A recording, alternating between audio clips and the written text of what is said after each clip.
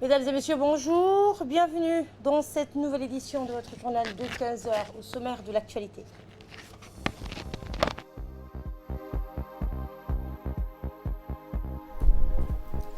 Ismaël Omar Guelleh s'est envolé à Djouba pour assister à la signature de l'accord de paix. Le pouvoir et les rebelles au Soudan s'apprêtent à signer ce samedi à Djouba un accord de paix historique qui met fin à 17 ans d'une guerre meurtrière et ouvre une nouvelle page pour ce pays. Et dernier arrêt pour le secrétaire de la Défense états-unien. Hier, Mark Esper a officialisé son dernier accord en Afrique du Nord, une coopération de défense de 10 ans avec le Maroc. C'était les titres. Merci de nous accueillir chez vous. Le président Guelleh prend part à la signature d'un accord de paix historique intersoudanais. Le président de la République, Ismaël Omar Guelleh, a quitté ce matin le pays à destination de Djouba, la capitale du Soudan du Sud, qui abritera la signature d'un accord historique de paix intersoudanais. Il s'agit d'un accord qui interviendra entre le Conseil souverain de transition du Soudan et une alliance intégrée des principaux mouvements politiques et groupes rebelles de ce pays. Censé accroître la stabilité et la concorde au Soudan, cet accord est également appelé à servir de gage à la réalisation d'un partage équitable du pouvoir et des richesses dans ce pays.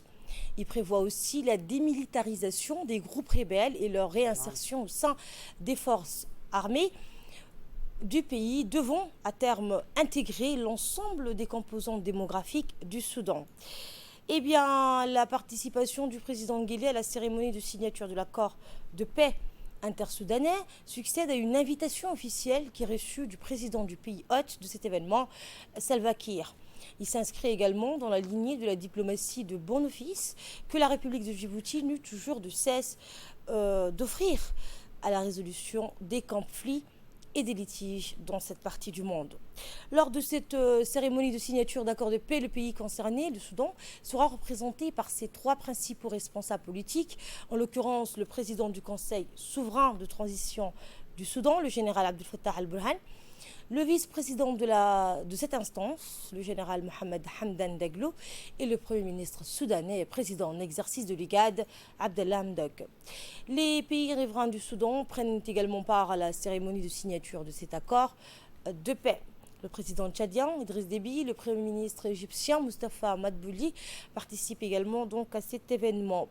À noter aussi la participation à cette cérémonie des chefs d'État des pays membres de l'IGAD, dont l'Éthiopie représentée par sa présidente Sahle-Work Zewde, les partenaires au développement du Soudan, dont le Royaume d'Arabie Saoudite et l'État du Qatar sera également présent à cet événement.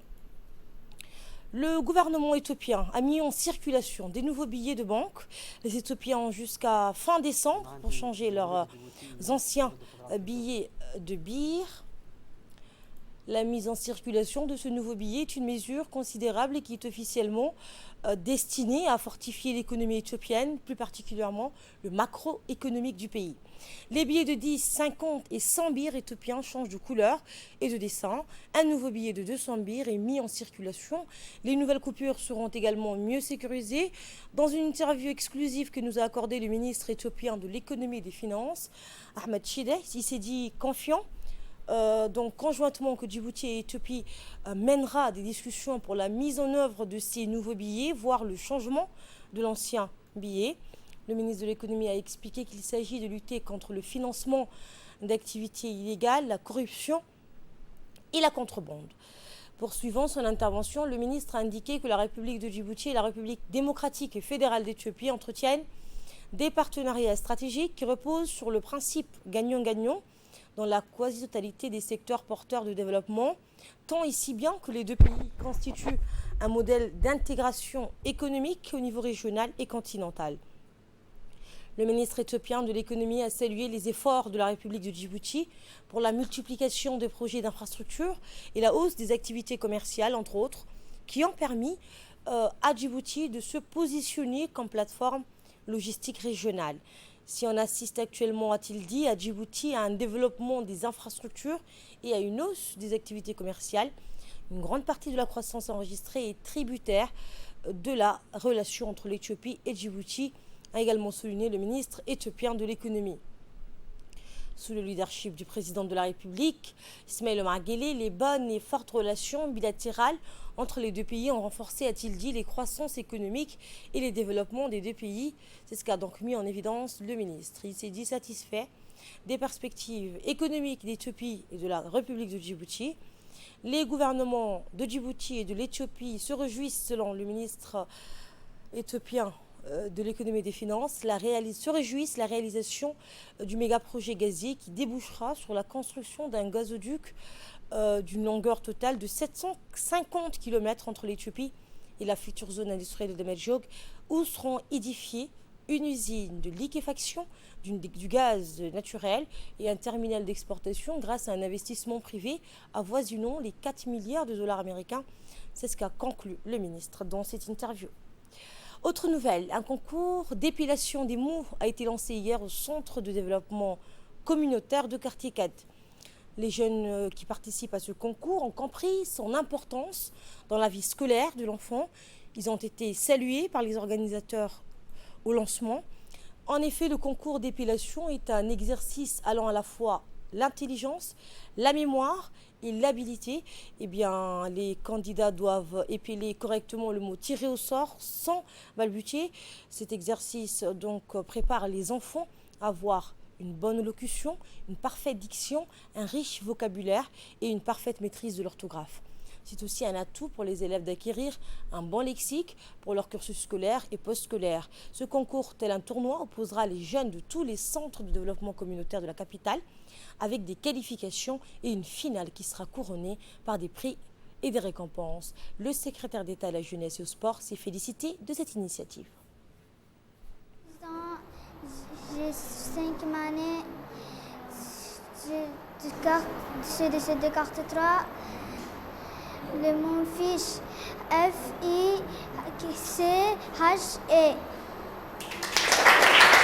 La direction de CDC vient de lancer, sous l'égide du secrétaire d'État à la jeunesse et au sport, un concours éducatif appelé Épilation des mots.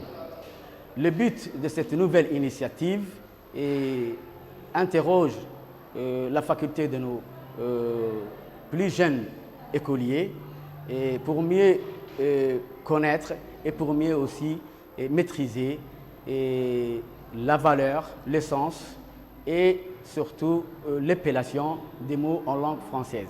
Il est aussi pour nous, en tant que responsables du centre de développement communautaire, de suivre l'état de l'élève sur l'éducation.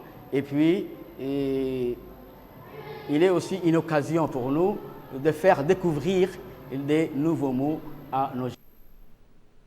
Et je vous emmène à l'ICBI où aux premières heures de la matinée d'hier, et ce sous la houlette du préfet de la région, Moussa Aden, le président du conseil régional, Ahmed Ouass, le directeur régional de l'agriculture, Ahmed Bouh Amir, le chef de corps de l'armée Bias, le colonel Abdelwassa Ben Mohamed, l'inspecteur du ministère de l'Éducation nationale, des élus locaux, des chefs des corps locaux en uniforme sont retrouvés des parts et d'autres à la route Cosmès, menant vers la frontière à Galilée, dans des trous creusés et préparés vaillamment par le corps d'armée Bias de la ville d'Ali-Sébié. Planter un arbre est une action et c'est une manière de prendre part dans la protection de l'environnement. Ainsi, au total, 88 arbres seront plantés. Et de là, nous passons à ce qui domine l'actualité internationale avec ce rapprochement militaire entre les États-Unis et le Maroc. Dernier arrêt pour le secrétaire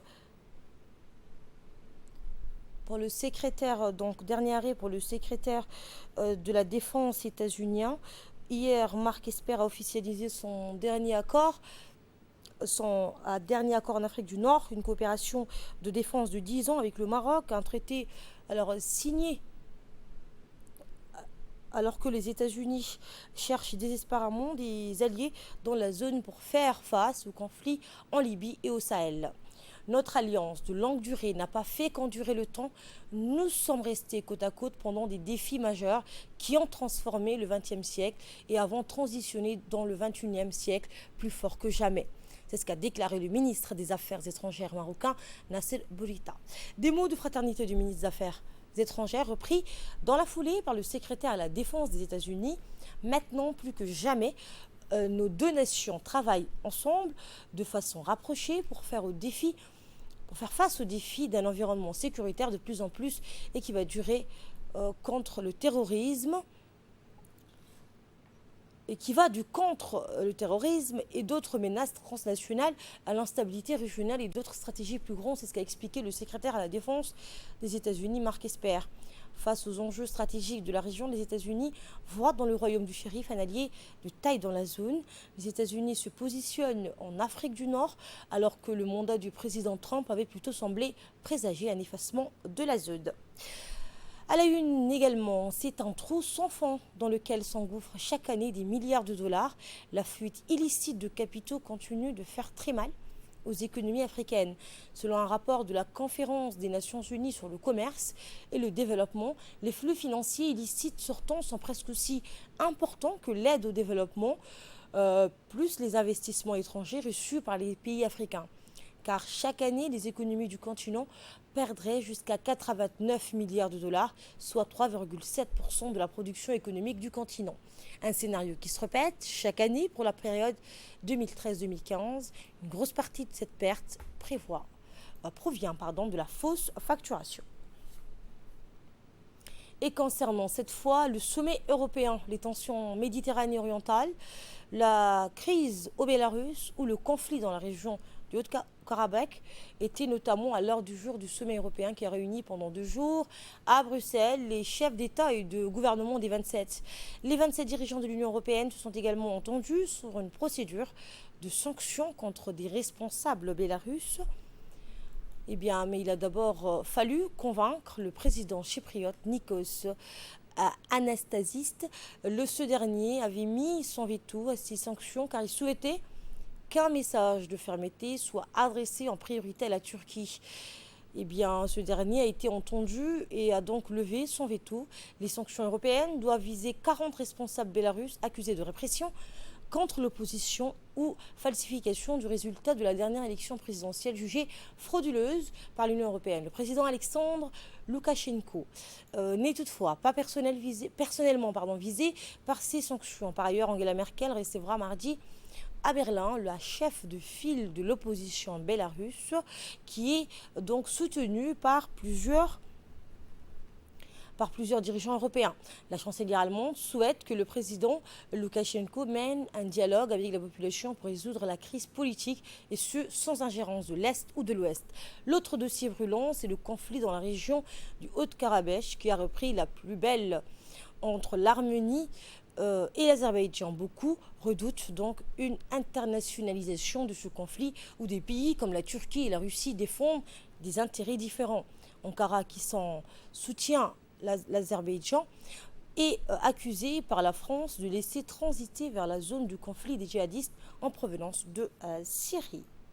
Et la présidente de la Commission européenne s'entretient aujourd'hui, donc ce samedi, avec le Premier ministre britannique Boris Johnson par vidéoconférence pour faire le bilan des négociations. C'est la fin de cette édition. Merci de votre aimable attention. J'aurai le plaisir de vous retrouver ce soir à 22h pour un nouveau journal. Bon après-midi à toutes et à tous.